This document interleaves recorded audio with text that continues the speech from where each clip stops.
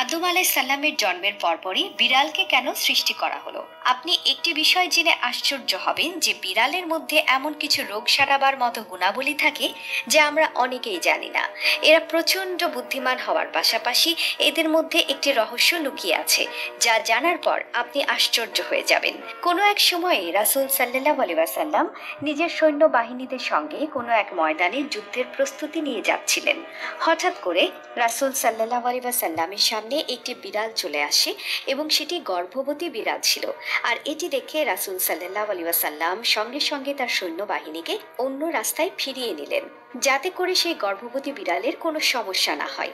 আর একজন সাহাবীকে সে বিড়ালের দেখাশোনা করার জন্য সেখানে রেখে দিলেন এবং তাকে আদেশ করলেন যে যতক্ষণ না এই বিড়াল কোনো বাচ্চার জন্ম দিচ্ছে ততক্ষণ পর্যন্ত যেন সেই সাহাবী সেই বিড়ালের পরিচর্যা করতে থাকে, কেননা তার জন্য যুদ্ধের ময়দানে যাওয়ার থেকেও এই গর্ভবতী বিড়ালের পরিচর্যা অত্যন্ত গুরুত্বপূর্ণ। তারপর রাসূল সাল্লাল্লাহু আলাইহি ওয়াসাল্লাম নিজের কাজ রেখে যখন বাড়ি ফিরছিলেন তখন সর্বপ্রথম তিনি যেখানে বিড়াল দেখে গিয়েছিলেন সেই রাস্তায় পৌঁছান এবং পরবর্তীতে সেই বিড়ালকে তিনি তার সঙ্গে করে নিয়ে যান। তারপর রাসূল সাল্লাল্লাহু আলাইহি ওয়াসাল্লাম সেই বিড়ালের নাম মুয়াজ্জা রেখেছিলেন। এরপর বাকিটা জীবন সেই বিড়ালকে তিনি তার সঙ্গেই রেখে দেন। একবার রাসূল সাল্লাল্লাহু আলাইহি ওয়াসাল্লাম ফজরের সময় উঠলেন এবং নামাজের জন্য প্রস্তুতি নিয়েছিলেন। তারপর যখন তিনি নামাজের মুসল্লায় আসলেন তখন তিনি দেখতে পেলেন সেই বিড়ালটি তার নামাজের মুসল্লায় শুয়ে আছে। তারপর রাসূল সাল্লাল্লাহু আলাইহি ওয়াসাল্লাম একটি কেচির মাধ্যমে জায়নামাজে সেই অংশটা কেটে আলাদা করে দিলেন যে অংশটির উপরে বিড়ালটি শুয়েছিল। এটি করার মূল কারণ হচ্ছে যাতে আল্লাহর রাসূলের নামাজ পড়ার মাধ্যমে বিড়ালটি ক্ষতিগ্রস্ত না হয়। হাদিসের কোথাও এই বিড়ালের কোনো উল্লেখ পাওয়া যায়নি, কিন্তু বিভিন্ন সিরাতের কিভাবে এই বিড়ালটির কথা অনেক বেশি পাওয়া গেছে। একটি হাদিসে রাসূল সাল্লাল্লাহু আলাইহি ওয়াসাল্লাম বিড়ালের উপর অত্যাচার এবং তাদের মারতে নিষেধ করেছেন।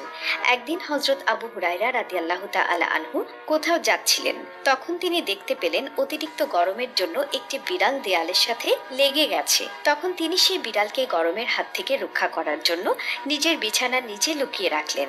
তারপর তিনি এই বিষয়টি রাসূল সাল্লাল্লাহু আলাইহি ওয়াসাল্লামকে জানালেন। তারপর রাসূল সাল্লাল্লাহু আলাইহি ওয়াসাল্লাম বললেন, একটি মহিলাকে শুধুমাত্র এই জন্য জাহান্নাম থেকে মুক্তি দেওয়া হয়েছিল যে তিনি একটি বিড়ালকে পিপাসার হাত থেকে রক্ষা করেছিলেন।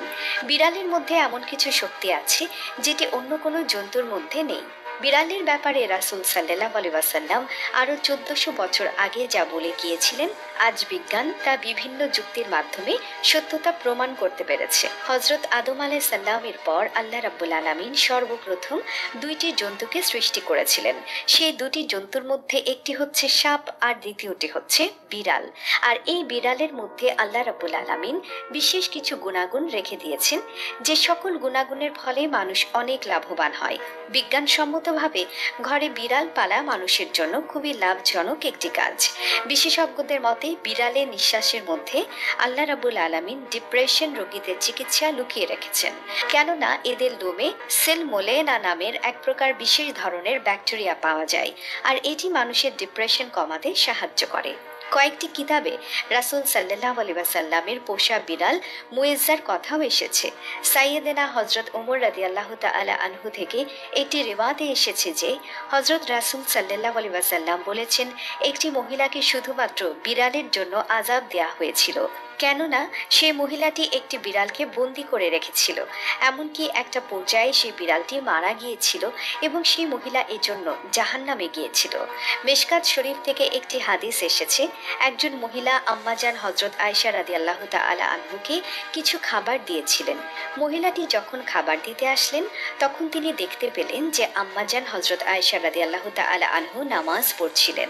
আর এই দৃশ্য দেখে তিনি খাবারগুলোকে সেখানেই রেখে দিয়েছিলেন। খাবারগুলো রেখে মহিলাটি চলে যাওয়ার পর সেখানে একটি বিড়াল উপস্থিত হয় এবং সেখান থেকে কিছু সংখ্যক খাবার সে খেয়ে ফেলে। অতঃপর আম্মাজান আয়েশা রাদিয়াল্লাহু তাআলা আনহু সে স্থান থেকেই খাবার খেয়েছিলেন যে স্থান থেকে কিছুক্ষণ আগে বিড়ালটি খাবার খেয়েছিল। তারপর তিনি বলেন, রাসূল সাল্লাল্লাহু আলাইহি ওয়াসাল্লাম জানিয়েছেন বিড়াল নাজায়েজ বা অপবিত্র কোনো প্রাণী নয়। আম্মাজান হযরত আয়েশা রাদিয়াল্লাহু তাআলা আনহু আরও এক জায়গায় বর্ণনা করেছেন, আমি রাসূল সাল্লাল্লাহু আলাইহি ওয়াসাল্লামকে বিড়ালের খাওয়া অবশিষ্ট পানি দিয়েও ওযু করতে দেখেছি। রাসূলুল্লাহ সাল্লাল্লাহু আলাইহি ওয়াসাল্লাম আরও একটি জায়গায় ইরশাদ করেছেন, একটি বিড়ালের মুখ সব থেকে বেশি পরিষ্কার হয়ে থাকে। আপনারা সব সময় দেখে থাকবেন যে একটি বিড়াল সব সময় নিজেকে পরিষ্কার পরিচ্ছন্ন রাখে। সাধারণত বিড়ালের গায়ে খুব বেশি ময়লা আবর্জনা দেখতে পাওয়া যায় না। বিশেষজ্ঞদের মতে যারা বাসায় বিড়াল পালন করেন তারা হয়তো একটি বিষয় লক্ষ্য করে থাকবেন যে বিড়ালেরা ঘুমানোর সময়ে একটা অদ্ভুত রকমের আওয়াজ করে থাকে এবং বিশেষজ্ঞদের মতে এই আওয়াজের ফ্রিকোয়েন্সি 20 থেকে 40 হার্টজের মধ্যে হয়ে থাকে। আর বিড়ালের এই ফ্রিকোয়েন্সি একজন মানুষের শরীরের জন্য খুব ভালো বলে প্রমাণিত হয়েছে। আজকালকার এই মডার্ন যুগে বিড়ালের মধ্যে লুকিয়ে থাকা এই বিশেষ পাওয়ার সম্পর্কে মানুষের কোনো আইডিয়া নেই, কিন্তু প্রাচীনকালের মানুষেরা বিড়ালের মধ্যে থাকা এই গুণাগুণ সম্পর্কে খুব ভালোভাবে জ্ঞাত ছিল। আর এই কারণেই তারা বিড়ালকে কখনোই অবহেলা করত না এবং তাদের কাছে রেখে দিত। ফ্রান্সের গবেষকদের একটি রিপোর্ট অনুযায়ী বিড়ালের এই ফ্রিকোয়েন্সি মানুষের শরীরে ক্লান্তি ভাব দূর করে দিতে পারে। এটিও বলা হয়ে থাকে যে একটি বিড়াল পাশে থাকলে মানুষের ক্ষত খুব তাড়াতাড়ি ভালো হয়ে যায়। এমনকি বিড়ালের এই ফ্রিকোয়েন্সির জন্য মানুষের হার্ট অ্যাটাকের ঝুঁকি বিশেষভাবে কমে যায়। রাসূল সাল্লাল্লাহু আলাইহি ওয়াসাল্লাম বিড়ালের দুষ্টু মিষ্টি আচরণের পরেও তাদের সঙ্গে খুব ভালো আচরণ করতে নির্দেশ দিয়েছে।